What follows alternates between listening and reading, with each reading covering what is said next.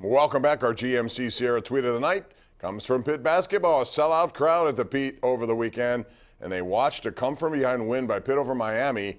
11-0 run to end the game in front of 12,508. Andrew, I think they're getting a little short-changed nationally right now. They still have work to do, but with 15 wins, 7 losses, 8-3 in this conference, including some big wins against North Carolina, a ranked Virginia team, and now a ranked Miami team, I thought they should have gotten a little bit more love in the most recent rankings. Well, the entire league, frankly, gets shortchanged. I don't get it. The ACC used to be a league that got the benefit of the doubt, and they probably would have more teams ranked than they deserved. But that's flipped in the last few years because for whatever reason, the computers don't like these algorithms, don't like they don't like the ACC teams. I don't know. So it's crazy right. To think that. You know what, Bob? It's crazy. WAR stats get guys in the Hall of Fame now, and net ratings keep teams out of the tournament. And last year, just to make a quick example, Wake Forest had, I think, the 4th best record in the ACC. They had the coach of the year and they had the player of the year, and they missed the tournament. Now, how is that possible in the ACC? Makes no sense. The same thing's happening this year, where Clemson's the best team. They can't crack the top 10, the top 15. They're projected as like an 8 seed right now. Pitt should be safely in the NCAA tournament after their win against Miami. But I just saw tonight, Joe Lunardi still has them as an 11 seed. Yeah. That's hanging by a thread. Really I think they're is. better than that. Yeah. Interesting game tomorrow coming up, TCU and West Virginia. West Virginia beat them the last time. Jamie Dixon is a very good team. We'll see that replay coming up tomorrow down at TCU. We're going to begin with our number one Cochrane Go On Better call of the night. This is Fred in North Huntington. Hey, Fred. Hi, Fred. Hi, guys. Thanks for taking my call. A couple comments here real quick. First of all, the Pitt-Miami game, I thought the Pitt fans were great. That's the first time I thought that atmosphere was like that in a long, long time down there. The other thing I wanted to mention, too, Bob, is, I realize that play, could turn that kid's career almost around, at the end of the game. I mean, I hate to say this, but it probably cost them another trip to the Super Bowl, at least overtime. What I didn't like about that, Bob, is, reporters have a job to do, too. And it appeared to me that B.J. Hill looked like that he was like being a bodyguard for the guy, not sticking up for him and trying to intimidate the reporters after the game was over. I just thought that was a little bit out of line. Well, I think the intentions were good. I thought he was trying to help out somebody who was clearly emotional. He's a 22-year-old kid, and I thought, like I said, he played a really good game. I hate that one play is going to define it. There were other plays in that game that had a lot to do with how they lost that game, but that's what happens. I don't know. It didn't bother me one way or the other that B.J. Hill was doing we've seen it. We've seen it here. I mean, Rashard Mendenhall basically ran the ball, ran the Steelers into the Super Bowl, was great in that Jets AFC Championship game, but he's always going to be remembered for his fumble in the Super Bowl and obviously going off the reservation ever since with some of the stuff he says on social media. And Neil O'Donnell's the other one. I mean, he was a more than competent quarterback. He throws 2 interceptions to Larry Brown in the Super Bowl, awful plays, and that's all anybody in Pittsburgh will think of when they hear that name. And I think this guy, at least to this point, Bob, he doesn't even have some of those things leading up to this moment. Yeah. Bill Buckner was a batting champion type player, had a long career. That part gets ignored, gets glossed over because of his botched grounder. This guy's still a fairly anonymous player. So I think he's going to have a very hard time living it down. We talked about this on the show today. Bob Moose, too, but he had won a World Series the year before. Yeah, but it's that one wild pitch. That wild pitch. I know, but I just think for this guy, love it or, like it or not, in Cincinnati, when they hear that name, it's going to bring back nightmares and a bad moment. So right. I do. But you know what, Bob? I don't have a lot of empathy for them because the Bengals brought this on themselves with the way they talked leading up to this game, whether it's Joe Mixon, Mike Hilton. If you talk big, if you got to back it up, and you got to be able to take it after you lose too. Absolutely. And I'll say this about Kansas City. Chris Jones was the best player on the field. Their offensive line had issues because they had some injuries, and they kept moving him around.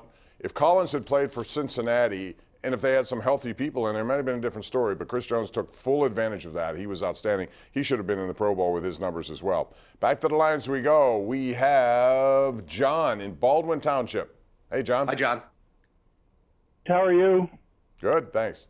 Yeah, thanks for taking my call, Bob. I was surprised I got on tonight, but I just wanted to mention why I can't understand these players and these coaches today poking the bear. I just can't understand. Social media, they can't help themselves. Yeah. Well, you know what? Maybe the coaches ought to be a little stricter. Can you see the Steeler coaches, the former Steeler coaches, putting up with this nonsense? I don't think it would have happened if Mr. Rooney was alive. With all the stuff that went on. Well, so much has changed, I mean, these guys have their own little brands, and they're do what they have to do. There's all cryptic messages all the time. You don't know what the meanings are. And I think they get caught up. I think that mayor of Cincinnati got caught up in it. He put that out on Twitter. Why would you do that? You're making it worse on the team you want to win, and when they don't, I'm telling you, I'm serious. Next time he's going to get voted out of office. I think it's been like this for as long as we've had media. Hollywood Henderson said Terry Bradshaw couldn't spell cat if you spotted him the C and the T before a Super Bowl. George Atkinson and Lynn Swann used to throw barbs at each other before those great Steelers-Raiders games almost 50 years ago now. It's just that they have more opportunities to do it now, Bob. They have their own platforms. Mm-hmm. They can be relentless with it. They have more ways to get their message out. So, and there are more ways for us to consume it. It's easier for us to get that message. So, yeah, I don't know. John Madden used to let his Raiders players do it. They were an okay team. They did all right for themselves in the 70s. The Steelers, look at the Steelers a few years ago with Le'Veon Bell and Mike Mitchell. And even Mike Tomlin got into it when he said, get ready for Steelers Patriots Part 2. Right. And then they lost to Jacksonville. Yeah, exactly. I mean, it goes, but it seems, as you say, it's out there much quicker. It's retweeted, it's reposted. Back in the day, I could take you back 30 years or so. I mean, you'd have to really, read a lot to find these kinds of things. Now they're very readily available. Let's go to Jeff in South Park. Hey, Jeff, how you doing? Hey, Jeff. Hey, Pomp. Hey, Pony. Hope you're feeling better. Thanks, man. I'm gonna try and finish a point that I was trying to make earlier on Pony's show. While I think that the Steelers' overall philosophy is flawed right now, I don't think it's fait accompli that Kansas City is just going to be heads and shoulders above everyone in the conference for years to come. We'll see what happens in the Super Bowl. And if Mahomes is still hobbling around 13 days from now and he brings down that beast of a roster that Philadelphia has, okay, maybe he is Michael Jordan in cleats. But, I'm going to give you an example here. Aaron Rodgers, after Super Bowl 45, what was everybody saying about him? Right, his ceiling was best to ever play the game.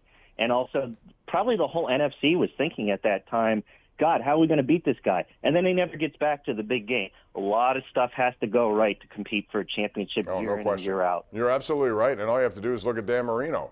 Got there early, never again. And you thought, okay, they got him and they got some unbelievable receivers, but they never did get the right pieces on defense. So, Pony, that is a good point, and it doesn't matter. We may never see Joe Burrow get another shot, for all we know. Well, that part I might agree with, but we need to at least pause and respect what Mahomes has done here. In 5 years as a starter, he's hosted the AFC Championship game every year. He's gone to 3 Super Bowls now, and the only time he didn't go to the Super Bowl, he lost the conference championship game in overtime.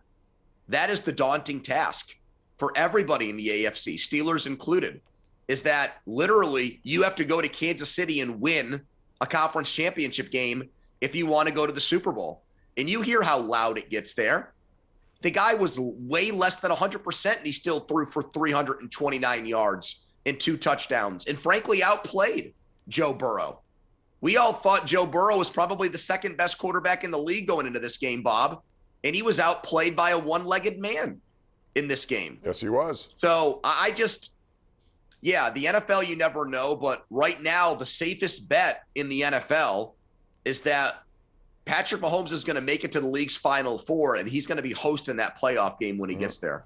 One note before we go to break, that's Brock Purdy suffered a torn UCL, according to Adam Schefter. That means that's 6 the Ben months. Injury. Yeah, that's a tough injury for him to go through. And to me, it opens the door for a quarterback moving out west. I'll tell you who I think it might be. More calls on the way, and we'll continue right here at 412-575-2600. It's the Ireland Contracting Nightly Sports Call.